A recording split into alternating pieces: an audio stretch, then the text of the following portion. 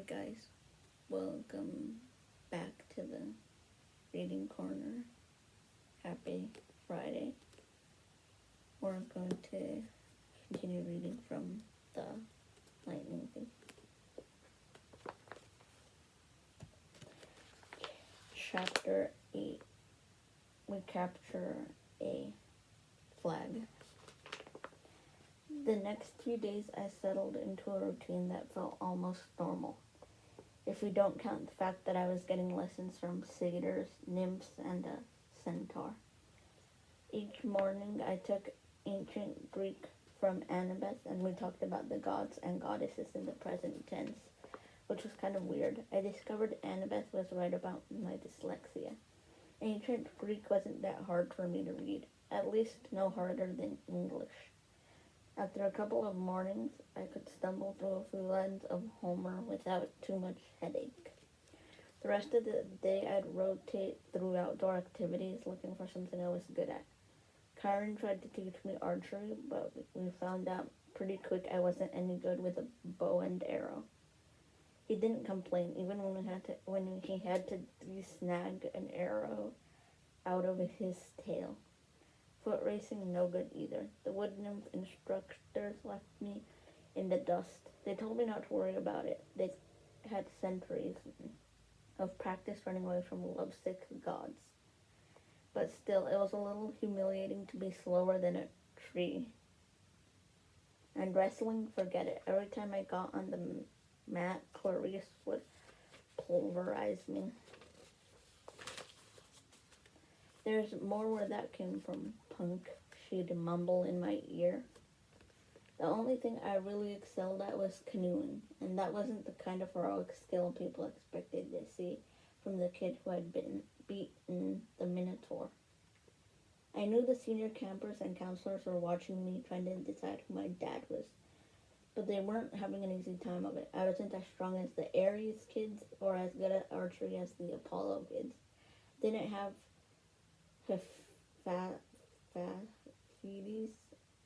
Hephaestus' skill with metalwork, or gods forbid Dionysus' way with vine plants.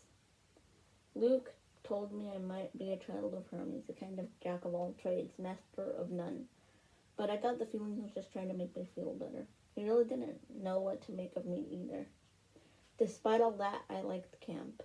I got used to the morning fog over the beach, the smell of hot strawberry fields in the afternoon, even the weird noises of monsters in the woods at night. I would eat dinner with Cabin 11, scrape part of my meal into the fire, and try to feel some connection to my real dad. Nothing came, just that warm feeling I'd always had, like the memory of his smile. I tried not to think too much about my mom, but I kept wondering if gods and monsters were real, if all this magical stuff was possible. Surely there was some way to save her, to bring her back. I started to understand Luke's bitterness and how he started to resent his father, Hermes. So, okay, maybe gods had important things to do, but couldn't they call once in a while? Or thunder? Or something? Dionysus could make Diet Coke appear out of thin air. Why couldn't my dad, whoever he was, make a phone appear?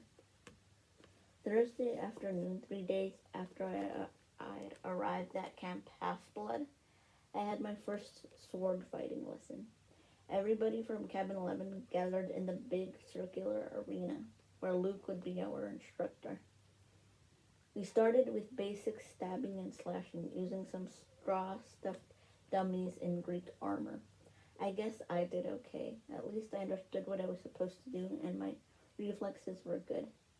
The problem was I couldn't find a blade that felt right in my hands. Either they were too heavy, or too light, or too long. Luke tried his best to fix me up, but he agreed that none of the practice blades seemed to work for me. We moved on to dueling in pairs. Luke announced he would be my partner, since this was my first time. Good luck, one of the campers told me. Luke's the best swordsman in the last 300 years.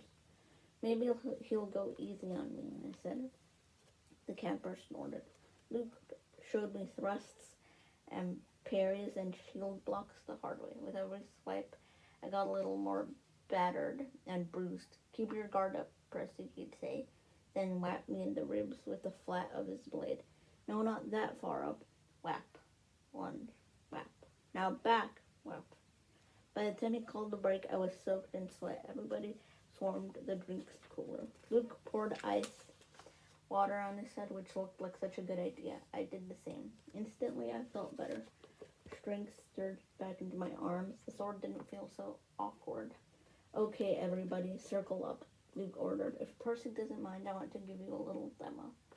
Great, I thought. Let's all watch Percy get pounded.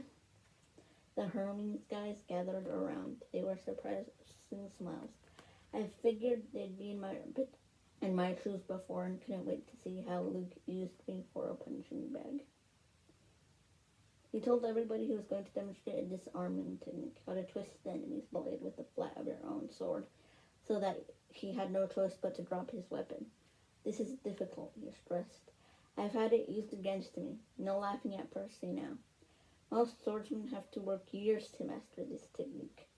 He demonstrated the move on me in slow motion. Sure enough, the sword clattered out of my hand. Now in real time, he said after I retrieved my weapon. We keep sparring until one of us pulls it off. Ready, Percy? I nodded, and Luke came after me. Somehow I kept him from getting a shot at the hilt of my sword. My senses opened up. I saw his attacks coming. I countered. I stepped forward and tried a thrust of my own. Luke deflected it easily. But I saw a change in his face. His eyes narrowed, and he started to press me with more force. The sword grew heavy in my hand. The balance wasn't right. I knew it was only a matter of seconds before Luke took me down, so I figured, what the heck. I tried the disarming maneuver. My blade hit the base of Luke's, and I twisted, putting my whole weight into a downward thrust. Clang. Luke's sword rattled against the stone. The tip of my blade was an inch from his undefended chest. The other campers were silent. I lowered my sword. Sorry. For a moment, Luke was too stunned to speak. Sorry, his scarred face broke into a grin. By the gods, Percy, why are you sorry? Show me that again. I didn't want to. The short burst of manic energy had completely abandoned me. But Luke insisted. This time there was no contest. The moment our swords connected, Luke hit my hilt and sent my weapon skidding across the floor. After a long pause, somebody in the audience said, "Beginner's luck." Luke wiped the sweat off his brow. He appraised at me with an entirely new interest. Maybe, he said, but I wonder what Percy could do with a balanced sword. Friday afternoon, I was sitting with Grover at the lake, resting from a near-death experience on the climbing wall. Grover had scampered to the top like a mountain goat, but the lava had almost gotten me. My shirt had smoking holes in it. The hairs had been singed off my forearms. We sat on the pier watching the naiads do underwater basket weaving until I got the nerve to ask Grover how his conversation had gone with Mr. D. His face turned a sickly shade of yellow. Fine, he said, just great. So your career is still on track? He glanced at me nervously.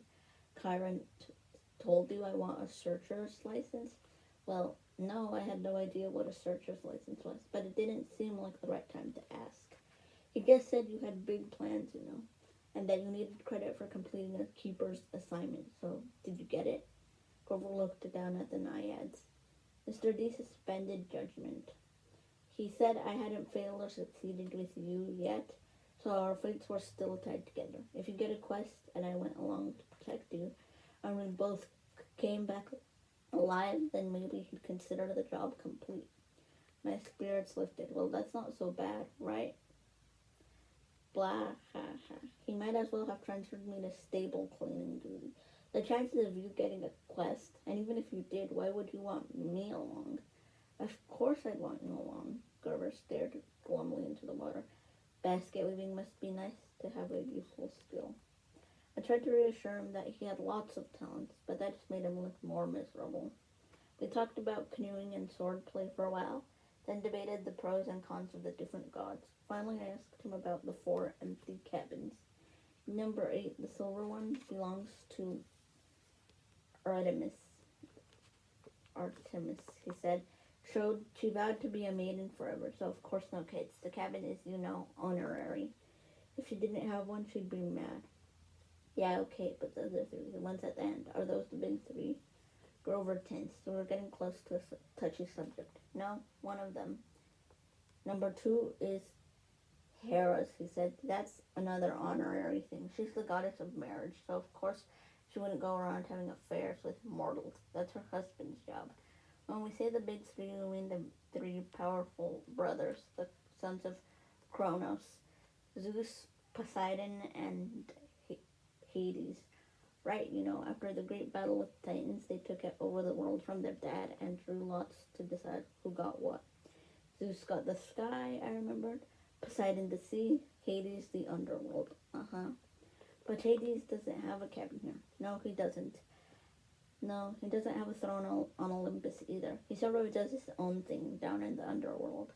If he did have a cabin here, Grover shuddered, well, it wouldn't be pleasant. Let's leave it at that. But Zeus and Poseidon, they both had like a bazillion kids in the myths. Why are their cabins empty? Grover shifted his hooves uncomfortably. About 60 years ago, after World War II, the big three agreed they wouldn't sire any more heroes. Their children were just too powerful. They were affecting the course of human events too much, causing too much carnage. World War II, that was basically a fight between the sons of Zeus and Poseidon on one side, and the sons of Hades on the other. The winning side, Zeus and Poseidon, made Hades swear an oath with them, no more affairs with mortal women. They all swore on the river Styx. Thunder boomed. I said, that's the most serious oath you can make. Grover nodded. And the brothers kept their word? No kids.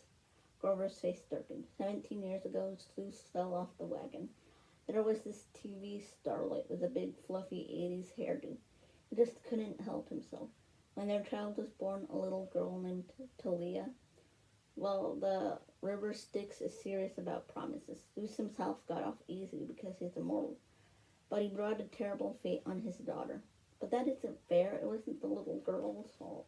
Grover hesitated. Percy, children of the big three have powers greater than the other half-bloods. They have a strong aura, a scent that attracts monsters. When Hades found out about the girl, he wasn't too happy about Zeus breaking his oath. Hades let the worst monsters out of Tartarus to torment Talia. A satyr was sent to be her keeper when she was 12, but there was nothing he could do. He tried to escort her here with a couple of other half-bloods he'd befriended. They almost made it. They got all the way to the top of that hill. He pointed across the valley to the pine tree where I'd fought the Minotaur. All three kindly ones were after them, along with a horde of hellhounds. They were about to be overrun when Talia told her satyr to take the other two half-bloods to safety, while she held off the monsters. She was wounded and tired, and she didn't want to live like a hunted animal. The satyr didn't want to leave her, but he couldn't change her mind, and he had to protect the others, so Talia made her final stand alone at the top of that hill, and she died. Zeus took pity on her. He turned her into that pine tree. Her spirit still helps protect the borders of the valley. That's why the hill was called Half-Blood Hill. I stared at the pine in the distance. The story made me feel hollow and guilty again. A girl my age had sacrificed herself to save her friends. She had faced a whole army of monsters. Next to that, my victory over the Minotaur didn't seem like much. I wondered if I'd acted differently, could I have saved my mother. Grover, I said, have heroes really gone on quests to the underworld? Sometimes, said Orpheus, Hercules, Houdini, and have they ever returned somebody from the dead? No, never. Orpheus came close. Percy, you're not seriously thinking. No, I lied. I was just wondering. So, a satyr is always assigned to guard a demigod? Grover studied me warily. I hadn't persuaded him that I'd really dropped the underworld idea. Not always. We go undercover to a lot of schools. We try to sniff out the half-bloods who have the makings of great heroes. If we find one with a very strong aura, like a child of the big three, we alert Chiron. He tries to keep an eye on them since they could really cause really huge problems. And you found me. Chiron said he thought I might be something special. Grover looked as if I just led him into a trap. I didn't. Oh, listen, don't think like that. If you were, you knew you'd never, ever be allowed a quest, and I'd never get my license. You're probably a child of Hermes, or maybe even one of the minor gods like Nemesis, the god of revenge. Don't worry, okay? I got the idea he was reassuring himself more than me. That night after dinner, there was a lot more excitement than usual. At last, it was time for Capture the Flag. And the plates were cleared away, the conch horn sounded, and we all stood at our tables. Campers yelled and cheered as Annabeth and two of her siblings ran into the pavilion carrying a silk banner. It was about 10 feet long, glistening gray with a painting of a barn owl above an olive tree. From the opposite side of the pavilion, Clarice and her buddies ran in with another banner of identical size. Her gaudy red painted with a bloody spear and a boar's head. I turned to Luke and yelled over the noise. Those are the flags? Yeah. Ares and Athena always lead the teams. Not always, he said, but often. So if another cabin captures one, what do you do? Repaint the flag? He grinned. You'll see. First we have to get one. Whose side are we on? He gave me a sly look as if he knew something I didn't. The scar on his face made him look almost evil in the torchlight. We made a temporary alliance with Athena. Tonight we get the flag from Ares, and you are going to help. The teams were announced. Athena had made an alliance with Apollo and Hermes, the two biggest cabins. Apparently, privileges had been traded. Shower times, chore schedules, the best slots for activities in order to win support. Ares had allied themselves with everybody else. Dionysus, Demeter, Aphrodite, and Hephaestus, from what I'd seen. Dionysus's kids were actually good athletes, but there were only two of them. Demeter's kids had the edge with nature skills and outdoor stuff, but they weren't very aggressive. Aphrodite's sons and daughters, I wasn't too worried about. They mostly sat out every activity and checked the reflections in the lake and did their hair and gossiped. Hephaestus's kids were pretty, and there were only four of them, but they were big and burly from working in the metal shop all day. They might be a problem. That, of course, left Ares' cabin, a dozen of the biggest, ugliest, meanest kids on Long Island, or anywhere else on the planet. Chiron hammered his hoof on the marble. Heroes, he announced, you know the rules. The creek is the boundary line. The entire forest is fair game. All magic items are allowed. The banner must be prominently displayed and have no more than 2 guards. Prisoners may be disarmed, but may not be bound or gagged. No killing or maiming is allowed. I will serve as referee and battlefield medic. Arm yourselves. He spread his arms and the tables were suddenly covered with equipment. Helmets, bronze swords, spears, oxhide shields coated in metal. Well, I said, we're really supposed to use these? Luke looked at me as if I were crazy. Unless you want to get skewered by your friends in cabin 5. Here, Chiron thought these would fit. You'll be on border patrol. My shield was the size of an NBA backboard with a big caduceus in the middle. It weighed about 1,000,000 pounds. I could have snowboarded on it fine, but I hoped nobody seriously expected me to run fast. My helmet, like all the helmets on Athena's side, had a blue horsehair plume on top. Ares and their allies had red plumes. Annabeth yelled, "Blue team, forward!" We cheered and shook our swords and followed her down the path to the south woods. The red team yelled taunts at us as they headed off toward the north. I managed to catch up with Annabeth without tripping over my equipment. Hey, she kept marching. So what's the plan? I asked. Got any magic items you can loan me? Her hand drifted toward her pocket as if she were afraid I'd stolen something. Just watch Clarice's spear, she said. We don't want that thing touching you. Otherwise, don't worry. We'll take the banner from Ares. Has Luke given you your job? Border patrol. Whatever that means. It's easy. Stand by the creek. Keep the reds away. Leave the rest to me. Athena always has a plan. She pushed ahead, leaving me in the dust. Okay, I mumbled. Glad you wanted me on your team. It was a warm, sticky night. The woods were dark, with fireflies popping in and out of view. Annabeth stationed me next to a little creek that gurgled over some rocks. Then she and the rest of the team scattered into the trees. Standing there alone with my big blue feathered helmet and my huge shield, I felt like an idiot. The bronze sword, like all the swords I've tried so far, seemed balanced wrong. The leather grip pulled on my hand like a bowling ball. There was no way anybody would actually attack me, would they? I mean, Olympus had to have liability issues, right? Far away, the conch horn blew. I heard whoops and yells in the woods, the clanking of metal, kids fighting. A blue-plumed ally from Apollo raced past me like a deer, leaped through the creek and disappeared into enemy territory. Great, I thought. I'll miss all the fun, as usual. Then I heard a sound that sent a chill up my spine, a low canine growl somewhere close by. I raised my shield instinctively. I had the feeling something was stalking me. Then the growling stopped. I felt the presence retreating. On the other side of the creek, the underbrush exploded. 5 Ares warriors came, yelling and screaming out of the dark. "Cream the punk!" Clarice screamed. Her ugly pig eyes glared through the slit of her helmet. She brandished a 5-foot-long spear, its barbed metal tip flickering with red light. Her siblings had only the standard-issue bronze swords. Not that that made me feel any better. They charged across the stream. There was no help in sight. I could run or I could defend myself against half the Ares cabin. I managed to sidestep the first kid's swing, but these guys were not as stupid as the Minotaur. They surrounded me, and Clarice thrust at me with her spear. My shield deflected the point, but I felt painful tingling all over my body. My hair stood on end. My shield arm went numb, and the air burned. Electricity. Her stupid spear was electric. I fell back. Another Ares guy slammed me in the chest with the butt of his sword, and I hit the dirt. They could have kicked me into jelly, but they were too busy laughing.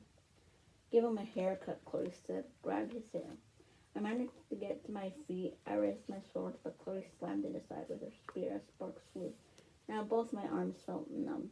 "Oh wow," Clarice said. "I'm scared of this guy, really scared. The flag is that way," I told her. I wanted to sound angry, but I was afraid it didn't come out that way. "Yeah," one of her siblings said, "but we don't care about the flag. We care about a guy who made our cabin look stupid." "You do that without my help," I told him. It probably wasn't the smartest thing to say. 2 of them came at me. I backed up toward the creek, tried to raise my shield, but Clarice was too fast. Her spear struck me straight in the ribs. If I hadn't been wearing an armored breastplate, I would have been shish kebabbed. As it was, the electric point just about shocked my tooth out of my mouth. One of our cabin mates slashed his sword across my arm, leaving a good-sized cut. Seeing my own blood made me dizzy, warm and cold at the same time. "No maiming," I managed to say. "Oops," the guy said. "Guess I lost my dessert privilege." He pushed me into the creek, and I landed with a splash. They all laughed. I figured as soon as they were through being amused, I would die. But then something happened. The water seemed to wake up my senses, as if I'd just had a bag of my mom's double espresso jelly beans. Clarice and her cabin mates came into the creek to get me, but I stood to meet them. I knew what to do. I swung the flat of my sword against the first guy's head and knocked his helmet clean off. I hit him so hard I could see his eyes vibrating as he crumpled into the water. Ugly number 2 and ugly number 3 came at me. I slammed one in the face with my shield and used my sword to shear off the other guy's horsehair plume. Both of them backed up quick. Ugly number 4 didn't look really anxious to attack, but Clarice kept coming. The point of her spear crackling with energy. As soon as she thrust, I caught the shaft between the edge of my shield and my sword, and I snapped it like a twig. "Ah," she screamed, "you idiot, you corpse breath worm." She probably would have said worse, but I smacked her between the eyes with my sword butt and sent her stumbling backward out of the creek. Then I heard yelling, elated screams, and I saw Luke racing toward the boundary line with the red team's banner lifted high. He was flanked by a couple of Hermes guys covering his retreat, and a few Apollos behind them. Fighting off the Hephaestus kids, the Ares folks got up, and Clarice muttered a dazed curse. "A trick!" shouted. It was a trick. They staggered after Luke, but it was too late. Everybody converged on the creek as Luke ran across into friendly territory. Our side exploded into cheers. banner shimmered and turned to silver. The boar and spear were replaced with a huge catacus, the symbol of the cabin 11. Everybody on the blue team picked up Luke and started carrying him around on their shoulders. Chiron cantered out from the woods and blew the conch horn. The game was over. We'd won. I was about to join the celebration when Annabeth's voice right next to me in the creek said, "Not bad, hero." I looked, but she wasn't there. Where the heck did you learn to fight like that? She asked. The air shimmered and she materialized holding a Yankees baseball cap as if she'd just taken it off her head. I felt myself getting angry. I wasn't even fazed by the fact that she'd just been invisible. "You set me up," I said. "You put me here because you knew Clarice would come after me, while you sent Luke around the flank. You had it all figured out." Annabeth shrugged. "I told you, Athena always has plans." "A plan to get me pulverized. I came as fast as I could. I was about to jump in, but," she shrugged, "you didn't need help." Then she noticed my wounded arm. "How did you do that?" "Sword cut," I said. "What do you think?" No, it was a sword cut. Look at it. The blood was gone. When the huge cut had been, there was a long white scratch, and even that was fading. As I watched it turned into a small scar, and disappeared. I don't get it," I said. Annabeth was thinking hard. I could almost see the gears turning. She looked down at my feet, then at Clarice's broken spear, and said, "Step out of the water, Percy." "What?" "Just do it." I came out of the creek and immediately felt bone tired. My arms started to go numb again. My adrenaline rush left me. I almost fell over, but Annabeth steadied me. "Oh, sticks," she cursed. "This is not good. I assumed it would be Zeus." Before I could ask what she meant, I heard that canine growl again, but much closer than before. A howl ripped through the forest. The campers' cheering died instantly. Chiron shouted something in ancient Greek, which I would realize only later I had understood perfectly. "Stand ready." My bow. Annabeth drew her sword. There on the rocks just above us was a black hound, the size of a rhino, with lava red eyes and fangs like daggers. It was looking, staring at me. Nobody moved except Annabeth, who yelled, "Percy, run." She tried to step in front of me, but the hound was too fast. It leaped over her, an enormous shadow with teeth, and just as it hit me, as I stumbled backward and felt its razor-sharp claws ripping through my armor, there was a cascade of thwacking swords, like 40 pieces of paper, being ripped one after the other. From the hound's neck sprouted a cluster of arrows. The monster fell dead at my feet. By some miracle, I was still alive. I didn't want to look underneath the ruins of my shredded armor. My chest felt warm and wet, and I knew I was badly cut. Another second and the monster would have turned me into 100 pounds of delicatessen meat. Chiron trotted up next to us, a bow in his hand, his face grim. "The Immortalis," Annabeth said. "That's a hellhound from the fields of punishment. They're not supposed to. Someone summoned it," Chiron said. "Someone inside the camp." Luke came over, the banner in his hand forgotten, his moment of glory loose. Gone. Clarice yelled, "It's all Percy's fault. Percy summoned it." "Be quiet, child," Chiron told her. We watched the body of the hellhound melt into shadow, soaking into the ground until it disappeared. "You're wounded," Annabeth told me. "Quick, Percy, get in the water." "I'm okay." "No, you're not," she said. "Chiron, watch this." I was too tired to argue. I stepped back into the creek, the whole camp gathering around me. Instantly, I felt better. I could feel the cuts on my chest closing up. Some of the campers gasped. "Look, I don't know why," I said, trying to apologize. "I'm sorry." But they weren't watching my wound heal. They were staring at something above my head. "Percy," Annabeth said, pointing. By the time I looked up, the sign was already hidden, but I could still make out the hologram of green light spinning and gleaming. A 3-tipped spear, a trident. "Your father," Annabeth murmured. "This is really not good," this determined Chiron announced. All around me, campers started kneeling, even the Ares cabin, though they didn't look happy about it. "My father?" asked, completely bewildered. "Poseidon," said Chiron, "Earthshaker, Stormbringer, father of horses. Hail, Perseus Jackson, son of the sea god."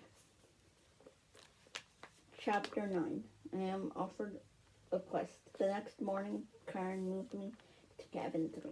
I didn't have to share with anybody. I had plenty of room for all my stuff. The Minotaur's horn, one set of spare clothes, and a toiletry bag. I got to sit at my own dinner table, pick all my own activities, call lights out whenever I felt like it, and to not listen to anybody else, and I was almost miserable. Just when I started to feel accepted, to feel I had a home in cabin 11, and I might be a normal kid, or as normal as you can be when you're a half-blood, I had been separated out as if I had some rare disease. Nobody mentioned the hellhound, but I got the feeling they were all talking about it behind my back. The attack had scared everybody. It sent 2 messages. One, that I was the son of the sea god, and 2, monsters would stop at nothing to kill me. They could even invade a camp that had always been considered safe. The other campers steered clear of me as much as possible. Cabin 11 was too nervous to have sword class with me after what I'd done to the Ares folks in the woods, so my lessons with Luke became one-on-one. He pushed me harder than ever and wasn't afraid to bruise me up in the process. "You're going to need all the training you can get," he promised as we were working with swords and flaming torches. "Now let's try that Viper beheading strike again. 50 more repetitions." Annabeth still taught me Greek in the mornings, but she seemed distracted. Every time I said something, she scowled at me, as if I just poked her between the eyes. After lessons, she would walk away muttering to herself, "Quest, Poseidon, dirty, rotten, got to make a plan." Even Clarice kept her distance, though her venomous looks made it clear she wanted to kill me for breaking her magic spear. I wish she would just yell or punch me or something. I'd rather get into fights every day than be ignored. I knew somebody at camp resented me, because one night I came into my cabin and found a mortal newspaper propped inside the doorway. A copy of the New York Daily News, opened to the Metro page. The article took me almost an hour to read, because the angrier I got, the more the words floated around on the page. "Boy and mother still missing after freak car accident by Eileen Smith. Sally Jackson and son Percy are still missing 1 week after their mysterious disappearance. The family's badly burned 78 Camaro was discovered last Saturday on a North Long Island road with the roof ripped off and the front axle broken. The car had flipped and skidded for several hundred feet before exploding. Mother and son had gone for a weekend vacation to Montauk, but left hastily under mysterious circumstances. Small traces of blood were found in the car and near the scene of the wreck, but there were no other signs of the missing Jacksons. Residents in the rural area reported seeing nothing unusual around the time of the accident. Miss Jackson's husband, Gabe Ugliano, claims that his stepson, Percy Jackson, is a troubled child who has been kicked out of numerous boarding schools and has expressed violent tendencies in the past. Police would not say whether son Percy is a suspect in his mother's disappearance, but they have not ruled out foul play. Below are recent pictures of Sally Jackson and Percy. Police urge anyone with information to call the following toll-free Crime Stoppers hotline. The phone number was circled in black marker. I wadded up the paper and threw it away, then flopped down in my bunk in the middle of my bunk bed in the middle of my empty cabin. "Lights out," I told myself miserably. That night I had my worst dream yet. I was running along the beach in a storm. This time there was a city behind me. Not New York. The sprawl was different. Buildings spread farther apart, palm trees and low hills in the distance. About 100 yards down the surf, 2 men were fighting. They looked like TV wrestlers, muscular with beards and long hair. Both wore flowing Greek tunics, one trimmed in blue, the other in green. They grappled with each other, wrestled, kicked, and headbutted, and every time they connected, lightning flashed. The sky grew darker, and the wind rose. I had to stop them. I didn't know why, but the harder I ran, the more the wind blew me back, until I was running in place, my heels digging uselessly in the sand. Over the roar of the storm, I could hear the blue-robed one yelling at the green-robed one, "Give it back, give it back," like a kindergartner fighting over a toy. The waves got bigger, crashing into the beach, spraying me with salt. I yelled, "Stop it, Stop fighting. I shook the ground shook. Laughter came from somewhere under the earth, and a voice so deep and evil it turned my blood to ice. Come down, little hero, the voice crooned. Come down. The sand split beneath me, opening up a crevice straight down to the center of the earth. My feet slipped, and darkness swallowed me. I woke up, sure I was falling. I was still in bed in cabin 3. My body told me it was morning, but it was dark outside, and thunder rolled across the hills. A storm was brewing. I hadn't dreamed that. I heard a clopping sound at the door, a hoof knocking on the threshold. Come in. Grover trotted inside, looking worried. Mr. D wants to see you. Why? He wants to kill. I'd better let him tell you. Nervously, I got dressed and followed, sure that I was in huge trouble. For days I'd been half expecting a summons to the big house, now that I was declared a son of Poseidon, one of the big 3 gods, who weren't supposed to have kids. I figured it was a crime for me to just be alive. The other gods had probably been debating the best way to punish me for existing. And now Mr. D was ready to deliver their verdict. Over Long Island Sound, the sky looked like ink soup, coming to a boil.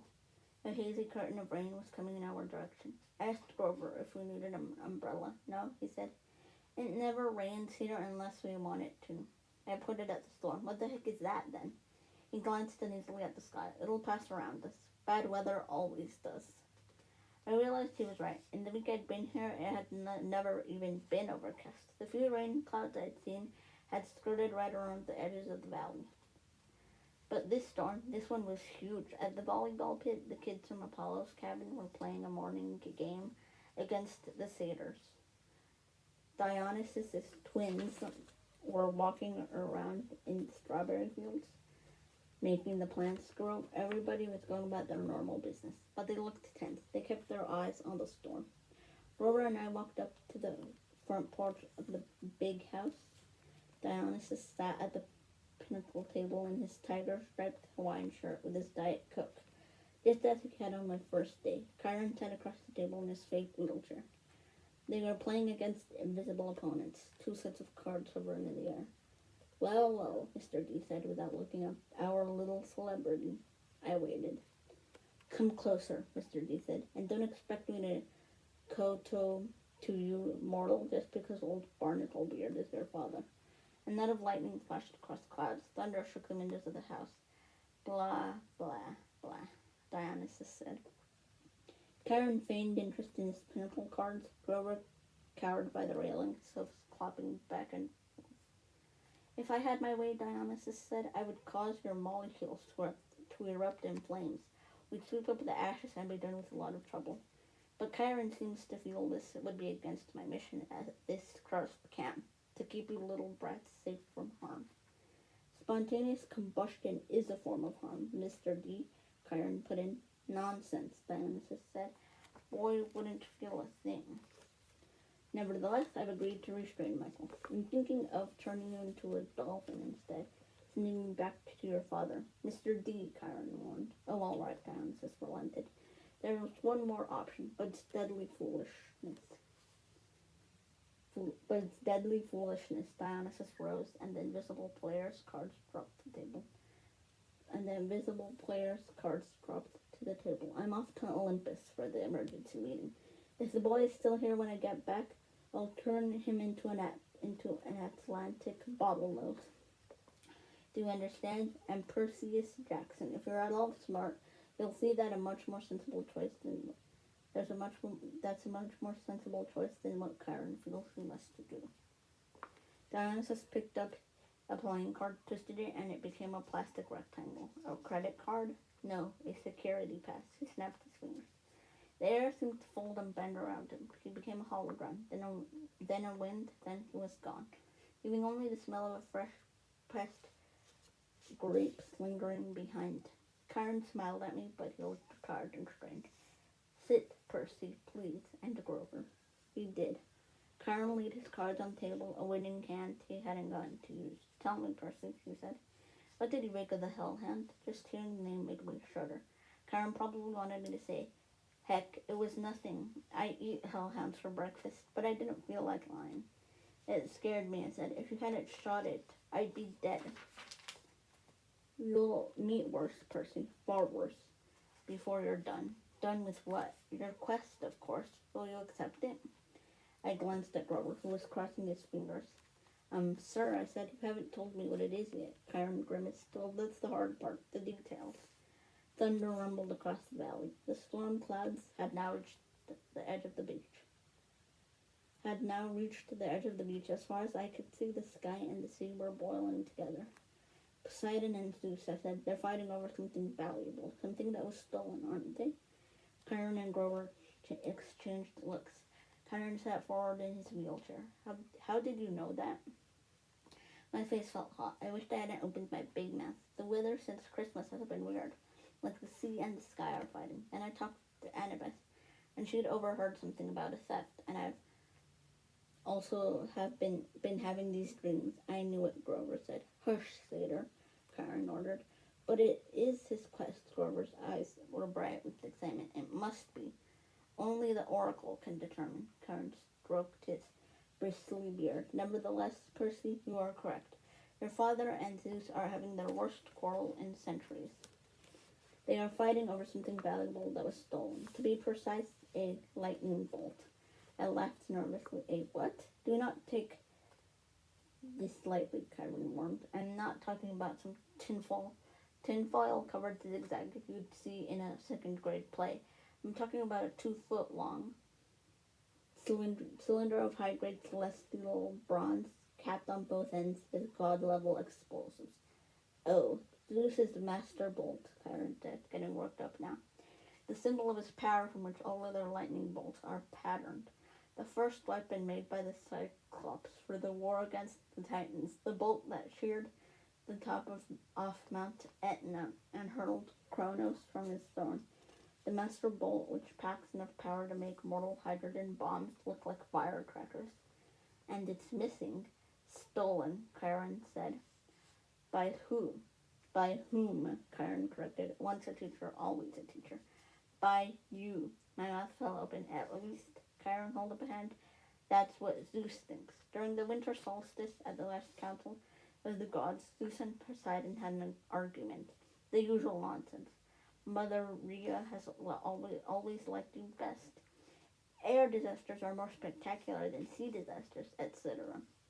Afterwards, Zeus realized his master bolt was missing, taken from the throne room under his very nose.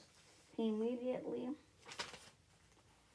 blamed Poseidon. Now a god cannot usurp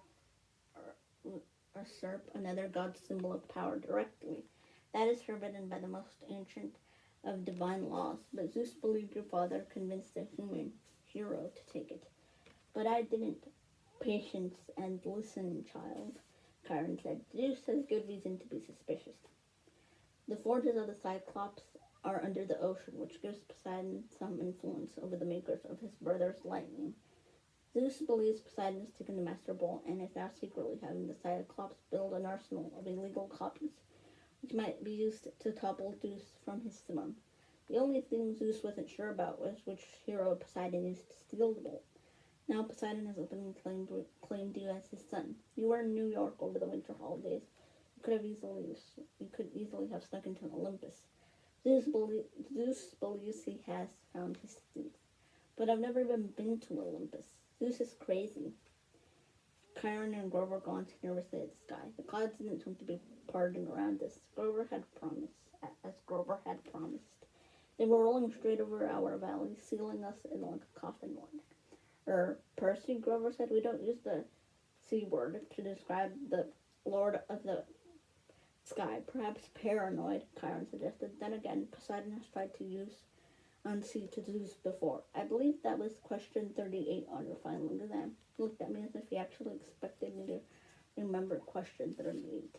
How could anyone accuse me of stealing a god's weapon? I couldn't even steal a slice of pizza from Gabe's poker party without getting busted. Chiron was waiting for an answer. Something's not about a golden net, I guessed. Poseidon and Hera and a few other gods, they trapped Zeus and wouldn't let him out until he promised to be a better ruler, right? Correct, Chiron said. And Zeus has never trusted Poseidon since. Of course, Poseidon denies stealing the Master Bolt. He took great offense at the accusation. The two had been arguing back and forth for months, threatening war, and now you've come along the proverbial last straw. But I'm just a kid. Percy, Grover cut in. If you were, Zeus and you already thought your brother was plotting to overthrow you. And then your brother suddenly admitted he had broken the sacred oath he took after World War II, that he's fathered a new mortal hero who might be used as a weapon against you. Wouldn't that put a twist in your toga? But I didn't do anything. Poseidon, my dad, he didn't really have this master bolt stolen, did he? Chiron sighed. Most thinking observers would agree that thievery is not Poseidon's style, but the sea god is too proud to try convincing Zeus of that. Zeus had demanded that Poseidon return the bolt by the summer solstice. That's June 21st, 10 days from now. Poseidon wants an apology for being called a thief by the same date. I hope that diplomacy might prevail, that Hera or Demeter or Hestia would make the two brothers 2 cents. But her arrival has inflamed Zeus's temper. Now neither god will back down, unless someone intervenes. Unless the Master Bolt is found and returned to Zeus before the solstice, there will be a war. And do you know what a full-fledged war would look like? Bad, I guess. Imagine the world in chaos. Nature at war with itself. Olympians forced to choose sides between Zeus and Poseidon. Destruction, carnage, millions dead. Western civilization turned into a battleground so big it will make the Trojan War look like a water balloon fight. Bad, I repeated, and you, Percy Jackson, will be the first to feel Zeus's wrath. It started to rain. Volleyball players stopped their game and stared in stunned silence at the sky. I had brought this storm to Half-Blood Hill. Zeus was punishing the whole camp because of me. I was furious.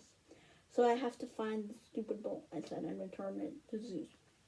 What better peace offering, Chiron said, than to have the son of Poseidon return Zeus's property? If Poseidon doesn't have it, where is this thing? I believe I know, Chiron's expression was grim. Part of a prophecy I had years ago. Well, some of the lines make sense to me now. But before I can say more, you must officially take up the quest. We must seek the counsel of the oracle. Why can't you tell me where the bolt is beforehand?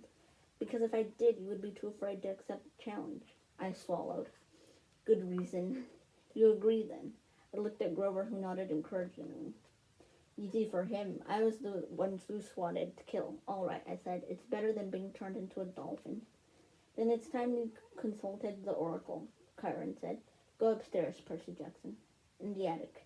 When you come back down, assuming you're still sane, we will talk more. 4 flights up the stairs and ended under a green trapdoor. I pulled the cord. The door swung open and a wooden ladder clattered into place. The warm air from above smelled like mildew and rotten wood and something else. A smell I remembered from biology class. Reptiles. The smell of snakes. I held my breath and climbed. The attic was filled with Greek hero junk.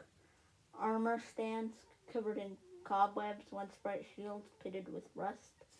Old leather steamer trunks plastered with stickers saying Ithaca, Circle's Isle, and Land of the Amazons. One long table is stacked with glass jars filled with pickled things, severed hairy claws, huge yellow eyes, various other parts of monsters.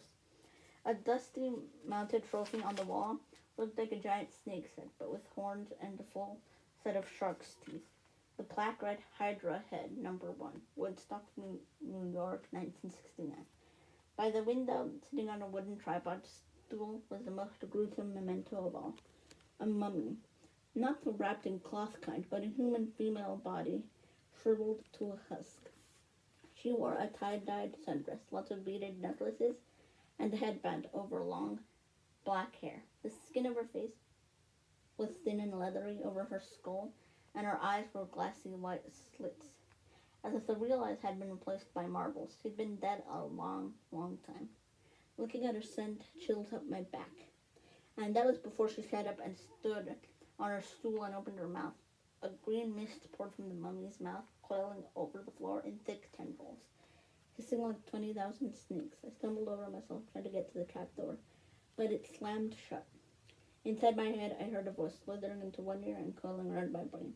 I am the spirit of Delphi, speaker of the prophecies of Phoebus Apollo, slayer of the mighty Python, approached Tinker and asked. I wanted to say no thanks, wrong door, just looking for the bathroom, but I forced myself to take a deep breath. The mummy wasn't alive. She was some kind of gruesome receptacle for something else, power that was now swirling around me in the green mist. But its presence didn't feel evil, like my demonic math teacher, Mrs. Dodds, or the Minotaur. It felt more like the three fates I'd seen knitting the yarn outside the highway fruit stand. Ancient, powerful, and definitely not human. But not particularly interested in killing me either. I got up the courage to ask, what is my destiny? The mist swirled more thickly, collecting right in front of me and around the table with the pickled monster part jars. There were 4 men sitting around the table playing cards. Their faces became clearer. It was Smelly Gabe and his buddies. My fists clenched. I knew this poker party couldn't be real. It was an illusion made out of mist. Gabe turned toward me and spoke in the rasping voice of the oracle. You shall go west and face the god who has turned. His buddy on the right looked up and said in the same voice, you shall find what was stolen and see it safely returned. The guy on the left threw in 2 poker chips and said, you shall be betrayed by one who calls you a friend. Finally, Eddie, our building sweeper, delivered the worst line of all, and you shall fail to save what matters most in the end. The figures began to dissolve. At first I was too stunned to say anything, but as the mist retreated, coiling into a huge green serpent, and slithering back into the mouth of the mummy, I cried, wait, what do you mean? What friend? What will I fail to save? The tail of the mist snake disappeared into the mummy's mouth. She reclined back against the wall. Her mouth closed tight as if I hadn't opened in 100 years. The attic was silent again. Abandoned, nothing but a room full of mementos. I got the feeling that I could stand here until I had cobwebs too, and I wouldn't learn anything else.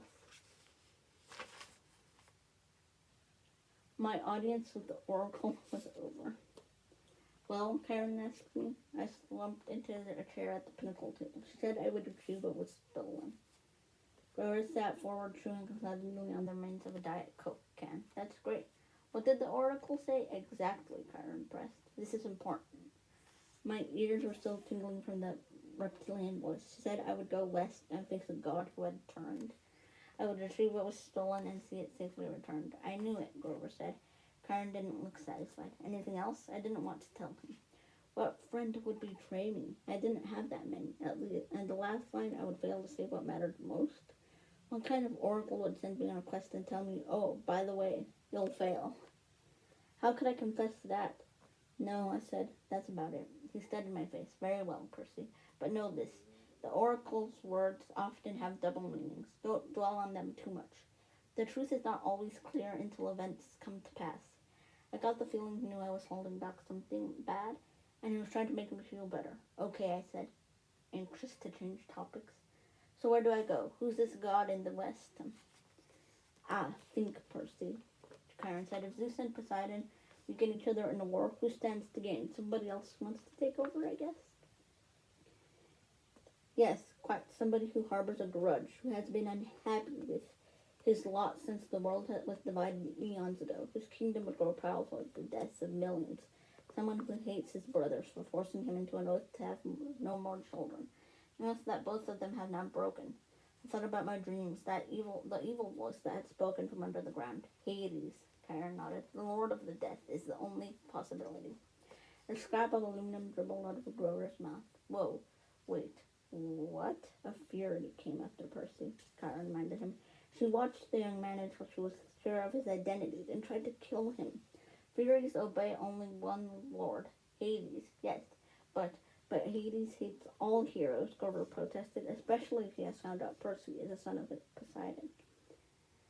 Hellhounds got into the forest, Chiron continued. Those can only be summoned from the fields of punishment, and had to be summoned by someone within the camp. Hades must have a spy here. He must suspect Poseidon will try to use Percy to clear his name. Hades would very much like to kill this young half-blood before he can take on the quest. Great, I muttered. There's 2 major gods who want to kill me. But a quest to Grover swallowed. I mean, couldn't the Master Bolt be in some place like Maine? Means very nice this time of year. Higgins sent a minion to steal the Master Bolt, Chiron insisted. He hid it in the underworld, knowing full well that Zeus would blame Poseidon. I don't pretend to understand the Lord of the Dead's motives perfectly, or why he chose this time to start a war. But one thing is certain: Percy must go to the underworld, find the Master Bolt, and reveal the truth. A strange fire burned in my stomach. The weirdest thing was, it wasn't fear. It was anticipation, the desire for revenge. Hades had tried to kill me 3 times.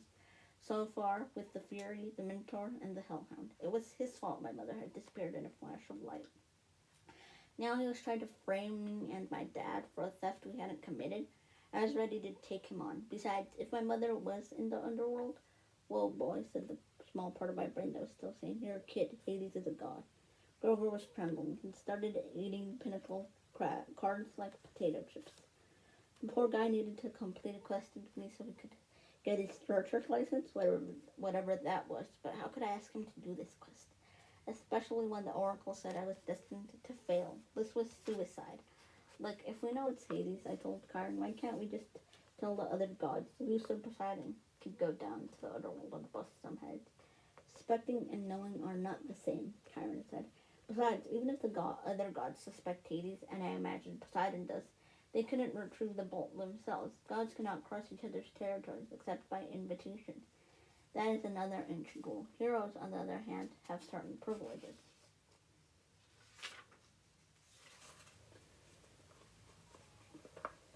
They can go anywhere, challenge anyone, as long as they're bold enough and strong enough to do it.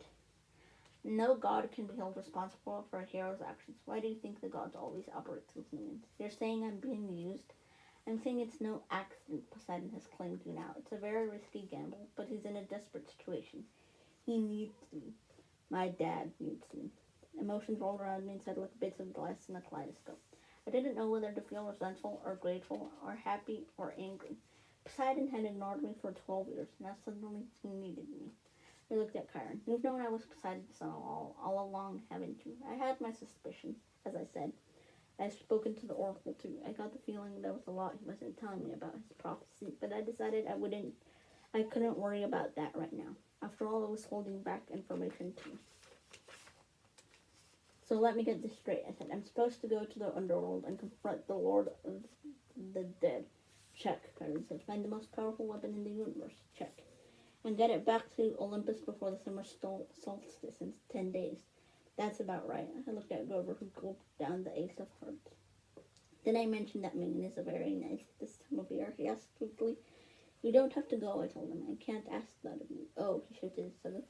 No, it's just that sailors and underground police as well. He took a deep breath and stood brushing the shredded cards and aluminum bits off his t-shirt.